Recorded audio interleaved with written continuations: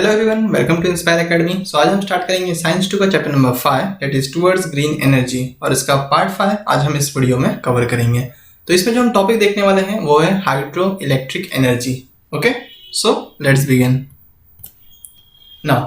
अब देखो यहाँ हम बात कर रहे हैं हाइड्रो इलेक्ट्रिक एनर्जी के बारे में। सबसे पहले हम समझ लेते हैं हाइड्रो का मतलब होता है वाटर। जहाँ पे भी हम लोग वाटर के बारे में समझते हैं उसके लिए हम वर्ड यूज करते हैं हाइड्रो। ठीक है, अब देखो यहाँ पे हम क्या कर रहे हैं, एक रिवर का एग्जांपल ले रहे हैं। तो हमको यहाँ पे कोई भी एरिया दिखाया गया है जहाँ पे एक रिवर है। ठीक है, अब देखो ये होता क्या है कि यहाँ पे जो रिवर का जो लेवल होता है, रिवर के अंदर जो वाटर होता है उसको ही हम लोग वहाँ पे स्टॉप करते हैं यूजिंग वॉल्स। ओके, अब सबसे पहले देखो, अगर मान लो इस एरिया में हमारे पास एक रिवर था, कोई भी एक नदी है यहाँ पे। ठीक है, तो मान लो कि डैम बनाने से पहले वहां पे वाटर का जो लेवल है वो इतना था। ये जो रेड लाइन दिख रहा है ये हमें वहां पे वाटर का लेवल दिखा रहा है डैम बनने के पहले। ओके, अब हम क्या करते हैं यहाँ पे, अगर डैम कंस्ट्रक्ट करते हैं, डैम कंस्ट्रक्ट करना मतलब सिंपल से ऐसे बहुत ही बड़े बड़े वॉल्स क्रिएट करना, वॉल्स बनाना। ठीक है, और जैसे ही हम यहाँ पे ये वॉल्स क्रिएट कर देंगे तो अब क्या हो रहा है, यहाँ से जो वाटर आता है उसको हम यहाँ पे ब्लॉक कर रहे हैं। ब्लॉक करना मतलब उसको रोक रहे हैं। ये वॉल जो है उस वाटर को आगे फ्लो होने नहीं दे रहा। ठीक है, तो यहाँ पे क्या हुआ, जो एक्चुअल वाटर का लेवल था, मतलब डैम बनने के पहले वाटर का हाइट इतना था। ठीक है, अब जैसे ही हमने डैम बना दिया यहाँ पे, तो यहाँ पे क्या हो रहा है, ये जो वाटर का लेवल है उसको हम रोक रहे हैं, कंट्रोल कर रहे हैं। तो यहाँ पे हम देख सकते हैं कि डैम बनाने की वजह से जो डैम के पहले जो वाटर लेवल है वो बढ़ चुका है, लेकिन डैम के आगे का जो वाटर लेवल है वो कम हो चुका है। एक्चुअली में यहाँ तक वाटर था, लेकिन डैम बनाने की वजह से क्या हुआ, वाटर का लेवल देखो इतना कम हो चुका है। ठीक है, अब देखो इससे होता क्या है। अब देखो जैसे ही हमने यहाँ पे डैम बना दिया, अब हमने इसमें क्या किया हुआ है, यहाँ पे एक ओपनिंग दिया हुआ है। ठीक है, यहाँ पे हमने क्या बनाया हुआ है, स्लाइस गेट बनाया हुआ है। अब ये गेट हमारे कंट्रोल में होता है। जैसे कि देखो हमारे घर में दरवाजे होते हैं। ठीक है, दरवाजा बंद कर देंगे तो फिर कोई चीज आर पार नहीं हो सकती, आ जा नहीं सकती है, और अगर हम दरवाजा ओपन करेंगे तो फिर कोई भी उसके अंदर आ सकता है। वैसे ही यहाँ पे गेट्स बने गए हैं। अब देखो जब ये गेट बंद रहेगा तब क्या होगा, यहाँ से वाटर फ्लो नहीं हो पाएगा, मतलब यहाँ पे पानी नहीं आ पाएगा। ठीक है, बट अगर जैसे ही हम यहाँ पे गेट को ओपन करेंगे तब यहाँ से वाटर फ्लो होने लगेगा।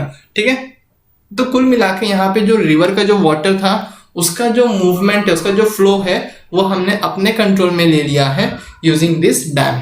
ठीक है, अब देखो ये डैम जब हम कंस्ट्रक्ट करते हैं तो इसी के साथ हमने यहाँ पे एक पावर हाउस भी बनाया हुआ है, पावर हाउस कंस्ट्रक्ट किया हुआ है जिसके अंदर जनरेटर लगे हुए होते हैं। और ये जो जनरेटर है ये देखो यहाँ पे कनेक्टेड है टरबाइन से। तो यहाँ पे हम देख सकते हैं ये हमारा टरबाइन प्रेजेंट है। ठीक है, अब हमें जैसा प्रोसेस पता है, इलेक्ट्रिसिटी प्रोड्यूस करने के लिए हमें याद रखना है कि टरबाइन रोटेट होना चाहिए, क्योंकि टरबाइन जब रोटेट होगा तभी तो उसकी वजह से कनेक्टेड जो जनरेटर है वो भी रोटेट होगा और उसमें इलेक्ट्रिसिटी प्रोड्यूस होती है। ठीक है, अब देखो हम लोग नॉर्मली अभी तक क्या कर रहे थे, वाटर को बॉईल कर रहे थे ताकि उससे जो स्टीम निकले वो हमारे टरबाइन को रोटेट करे।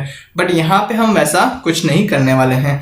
हम यहाँ क्या कर रहे हैं, हमने जो यहाँ पे गेट देखा, अब देखो हम क्या करेंगे कि इस गेट को ओपन करेंगे, और जैसे ही ये गेट ओपन होगा तो यहाँ पे जो भी वाटर है वो इस गेट के थ्रू फ्लो होगा। ठीक है, अब ये गेट के थ्रू जैसे फ्लो होगा तो ये जो ओपनिंग है तो यहाँ से पानी जाता हुआ ये टरबाइन से टकराएगा और यहाँ पे टरबाइन जो है वो मूव करने लगेगा, और यहाँ से जो भी वाटर है वो यहाँ से फ्लो करता हुआ आगे चला जाएगा।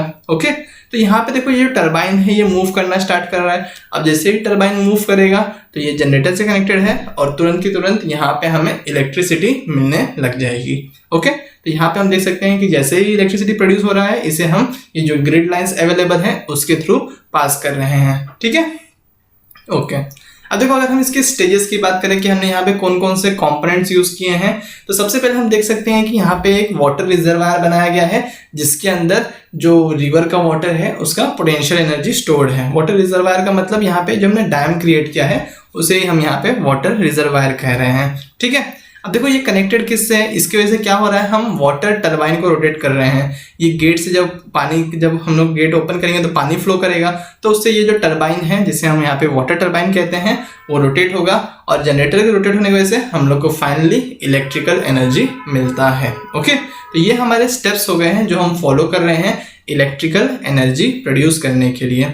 ठीक है, अब अगर हम बात करते हैं एनर्जी ट्रांसफॉर्मेशन के बारे में, तो देखो ये प्रोसेस स्टार्ट होने के पहले, मतलब जब ये पूरा जनरेटर जब रोटेट नहीं हो रहा, तो स्टार्टिंग में हमारे पास कौन सा एनर्जी अवेलेबल है, तो उसका नाम है पोटेंशियल एनर्जी। देखो यहाँ पे जो वाटर का लेवल है, वाटर देखो यहाँ तक है, तो वाटर जब भी किसी हाइट पे रहेगा, ओके, जब वाटर थोड़े हाइट पे रहता है या फिर कोई भी ऑब्जेक्ट जब हाइट पे होता है, तो हम कहते हैं कि उसके पास पोटेंशियल एनर्जी अवेलेबल है। तो यहाँ पे वाटर देखो एक इतने हाइट पे अवेलेबल है, मतलब यहाँ पे वाटर के अंदर एक पोटेंशियल एनर्जी अवेलेबल होगा, ठीक है। अब देखो इससे हम देखा कि हमने कैसे अलग अलग स्टेप्स फॉलो हुए और फाइनली हम लोग को इलेक्ट्रिकल एनर्जी मिला, ओके।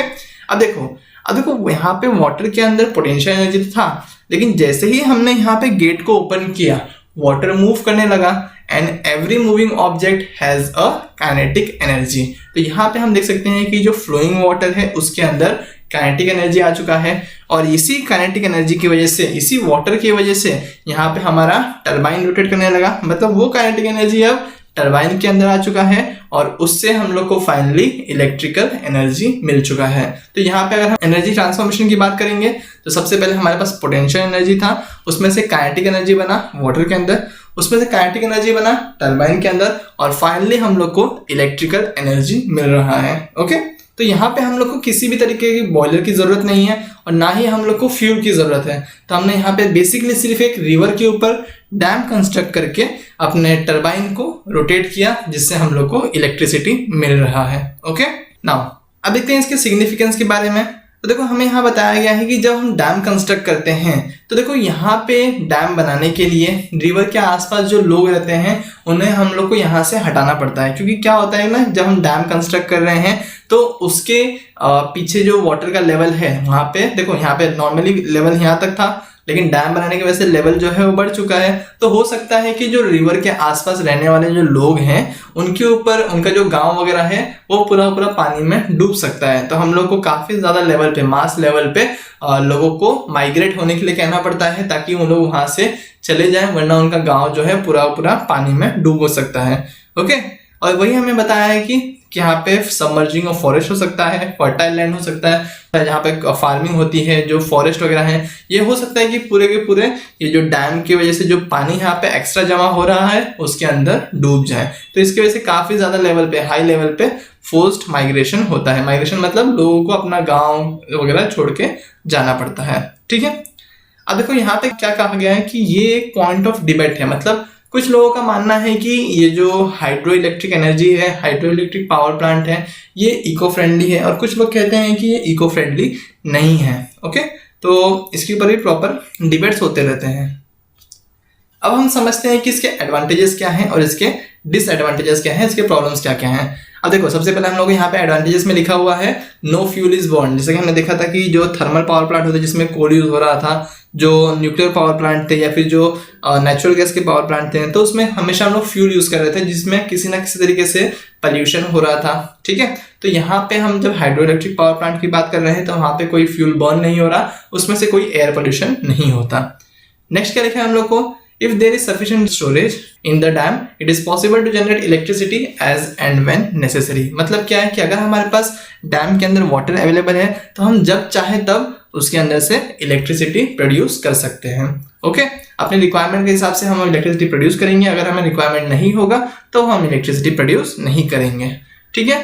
अब देखो आगे क्या लिखा है, although water reservoir is used for power generation it can be replenished during rainy season. अब देखो क्या कहा गया है यहाँ पे कि देखो यहाँ पे जो डैम के अंदर जो ये रिवर का वाटर है, अब देखो जैसे जैसे हम इसको यूज करते जाएंगे वैसे वैसे यहाँ पे वाटर का लेवल कम होता जाएगा, और एक बार अगर वाटर का लेवल यहाँ तक आ गया तब तो उसके अंदर पोटेंशियल एनर्जी बचेगा ही नहीं, है ना। लेकिन क्या होगा जब वापस से बारिश का मौसम आएगा, तो बारिश के मौसम आने की वजह से क्या होगा, वापस से यहाँ पे जो वाटर का लेवल है वो बढ़ जाएगा और हम वापस से पूरे साल भर इसका यूज कर सकते हैं। तो इसका मतलब क्या है कि ऐसा नहीं है, जैसे कि देखो कोल जो था, कोल जो है वो आने वाले 100-200 साल के अंदर पूरा खत्म हो जाएगा अर्थ का, और उसको हम लोग वापस से क्रिएट भी नहीं कर सकते हैं, है ना। लेकिन यहाँ पे वैसा प्रॉब्लम नहीं है, ये जो वाटर है वो हमेशा रिसाइकल होता रहेगा, रिप्लेनिश होता रहेगा, ठीक है। नेक्स्ट अब आए क्या कहा गया हम लोग को, इसके डिसएडवांटेजेस क्या है, इसके प्रॉब्लम क्या क्या है। अब देखो हम जब डैम कंस्ट्रक्ट करते हैं तो यहाँ पे जो एक्चुअल लेवल था वाटर का, ये जो रेड लाइन दिखाया हुआ है ये एक्चुअल लेवल है वाटर का। तो ये डैम बनने से पहले रिवर का लेवल इतना था, बट डैम बनने के बाद क्या हुआ, जो डैम के पहले का एरिया है वहां पे वाटर लेवल बढ़ चुका है ना, तो इसे ही हम कहते हैं बैक वाटर। ठीक है, इसे हम कहते हैं बैक वाटर। तो क्या हो रहा है, डैम बनाने की वजह से, बैक वाटर होने की वजह से वहां का लेवल बढ़ जाता है। अब अगर यहाँ पे वाटर का लेवल बढ़ रहा है, इसका मतलब क्या है कि डैम के पहले अगर रिवर किनारे कोई गांव रहेगा, रिवर किनारे कोई फॉरेस्ट रहेगा, तो क्या होगा, वाटर लेवल बढ़ने की वजह से पूरा पूरा गांव उस वाटर उसके अंदर डूब सकता है, पूरा पूरा फॉरेस्ट उसके अंदर डूब सकता है। तो यहाँ पे हम लोग को रिहैबिटेशन करना होगा, वहां के गांव के लोगों को कहना होगा कि वो गांव छोड़ के कहीं और जाके बसे।